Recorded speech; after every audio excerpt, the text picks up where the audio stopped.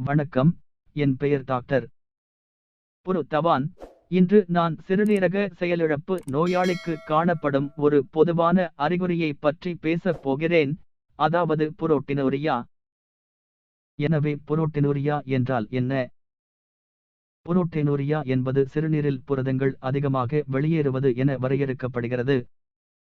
Globulin மற்றும் albumin ஆகியவை சிறுநீரில் வெளியேற்றப்படும் மிகவும் பொதுவான புரதங்கள். புரோட்டினூரியா பெரும்பாலும் அறிகுறியற்றதாக இருந்தாலும் அது தீவிர சிறுநீரக பாதிப்புக்கு வழிவகுக்கும். இது ஒரு அடிப்படை அறிகுறியாகும். இது சிறுநீரக பாதிப்பு, உயர் இரத்த அழுத்தம், எடிமா மற்றும் மோசமான நிலையில் கூட இதய நோய் போன்ற பல சிக்கல்களை ஏற்படுத்தும். உடலில் புரோட்டீன் இழப்பு நமது இரத்தத்தை மெல்லியதாக ஆக்குகிறது, மேலும் இந்த பிரச்சனையால் சிகேடி நோயாளிகள் கால்களில் வீக்கத்தை எதிர்கொள்கின்றனர். இது பெடல் எடிமா என்றும் அழைக்கப்படுகிறது. நமது இரத்தம் மெல்லியதாக இருந்தால் நமது இதயம் கடினமாக உழைக்க வேண்டியிருக்கும். இதன் காரணமாக நமது இதயம் அதிக அழுத்தத்தை பெறுகிறது. இது சிடோகே நோயாளியின் உயர் இரத்த அழுத்தத்திற்கான காரணங்களில் ஒன்றாகும். இப்போது நாங்கள் விவாதித்தோம் புரோட்டினூரியா என்றால் என்ன மற்றும் அதன் சிக்கல்கள். இப்போது அதன் வகைகளைப் பற்றி விவாதிப்போம். பொதுவாக புரோட்டினூரியா வகைகளாகும். நிலையற்ற புரோட்டினூரியா. இது புரோட்டினூரியாவின் மிகவும் பொதுவான வடிவமாகும். இது பொதுவாக சிகிச்சை இல்லாமல் சரியாகிவிடும். மன அழுத்தம், உடற்பயிற்சி மற்றும் காய்ச்சல் ஆகியவை தற்காலிக புரோட்டினூரியாவுக்கு முக்கிய காரணங்கள். நிலையான புரோட்டினூரியா.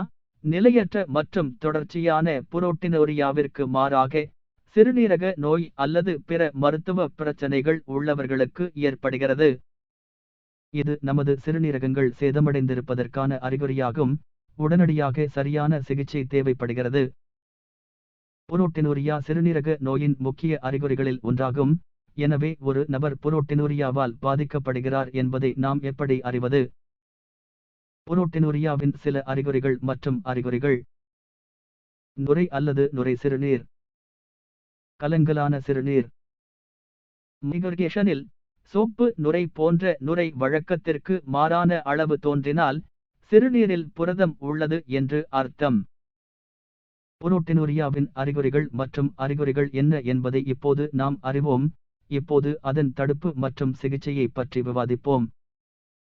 ஆனால் சிறுநீரக செயலிழப்பு நோயாளிகளுக்கு புரத இழப்புக்கான சிகிச்சையை நோக்கி நகரும் முன் சிறுநீரக செயலிழப்பு நோயாளியின் தவறு என்ன என்பதை நாம் புரிந்துகொள்வது மிகவும் முக்கியம். சிறுநீரக செயலிழப்புக்கு சில முக்கிய காரணங்கள் உள்ளன. ஆனால் மிக முக்கியமான காரணங்கள் உயர் இரத்த அழுத்தம் அல்லது அதிக சர்க்கரை அளவு. இப்போது இந்த காரணங்களைப் பற்றி பேசலாம். உயர் இரத்த அழுத்தம் அல்லது சர்க்கரை அளவு அல்லது சுகாதார நிர்பரோபதை காரணமாக எந்தவொரு நபரும் சிறுநீரக செயலிழப்பால் பாதிக்கப்படும் போது சிறுநீரகத்தின் முக்கிய செயல்பாட்டு அலகு நிர்பிரான்கள் உங்கள் உடலில் உள்ள அனைத்தையும் வடிகட்டுவதற்கு பொறுப்பாகும். ஆனால் அதிக பிபி மற்றும் சுகர் காரணமாக புரதத்தை உடலுக்குள் வைத்திருக்க முடிவதில்லை. கேள்வி என்னவென்றால், உயர் இரத்த அழுத்தம் ஏற்பட்டால் என்ன நடக்கும்? இரத்த அழுத்தம் அதிகமாக இருக்கும் போது இந்த இரத்தம் மிக அதிக விசையுடன் சிறுநீரகத்திற்குள் நுழைகிறது. மேலும் இந்த அழுத்தம் காரணமாக அது நிர்பிரானின் மெல்லிய சவ்வின் சுவரில் தாக்குகிறது. இந்த உந்துதல் காரணமாக சவ்வு பிறழ்வின் போது உயிர்வாழும் வகையில் தானாகவே மாற்றங்களைச் செய்யத் தொடங்குகிறது. இந்த மாற்றத்தின் காரணமாக சவ்வு ஸ்க்லரோஸ் மற்றும் தடிமனாக மாறுகிறது மற்றும் இரத்தத்தை வடிகட்ட அதன் செயல்பாட்டை இழக்கிறது. எனவே இந்த மாற்றங்கள் அனைத்தும் உடலில் கிரியேட்டினின் அளவு அதிகரிப்பதால் சிறுநீரில் புரத இழப்புக்கு வழிவகுக்கும். எனவே சிறுநீரக செயலிழப்பு நோயாளிகளுக்கு சிறுநீரில் புரத இழப்பை கட்டுப்படுத்த உயர் இரத்த அழுத்தத்தை கட்டுப்படுத்துவது அவசியம். சிறுநீரில் புரத இழப்புக்கான மற்றொரு முக்கிய காரணம் அதிக சர்க்கரை அளவு. அதிக சர்க்கரை அளவு என்றால் நீரிழிவு. ஒரு நபர் நீரிழிவு நோயால் பாதிக்கப்பட்டால் நிர்பிரானின் செல்கள் பலவீனமடைகின்றன.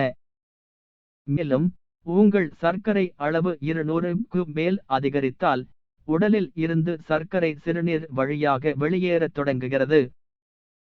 எனவே இந்த விஷயம் தினசரி அடிப்படையில் மீண்டும் மீண்டும் நடந்தால், பின்னர் அதிக வேலைப்பளுவின் காரணமாக சிறுநீரகம் படிப்படியாக நின்று உடலில் மேலும் பிரச்சனைகளை ஏற்படுத்துகிறது.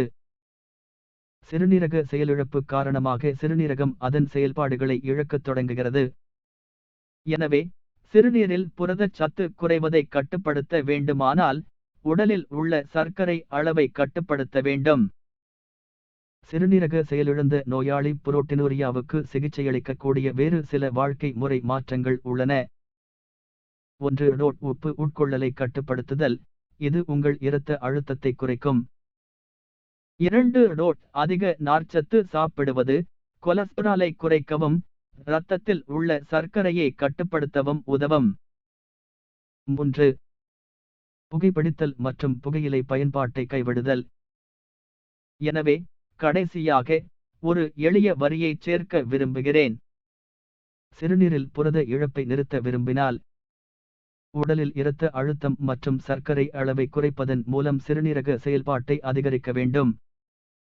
புரோட்டின் யூரியாவின் காரணம் என்ன? புரோட்டின் யூரியாவின் வகை என்ன? மற்றும் இந்த நோயை எப்படி நிறுத்துவது?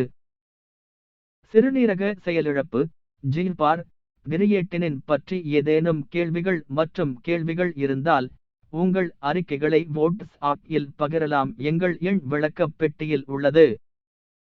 அதுவரை பாதுகாப்பாக இருங்கள். அடுத்த வீடியோவில் சந்திப்போம்.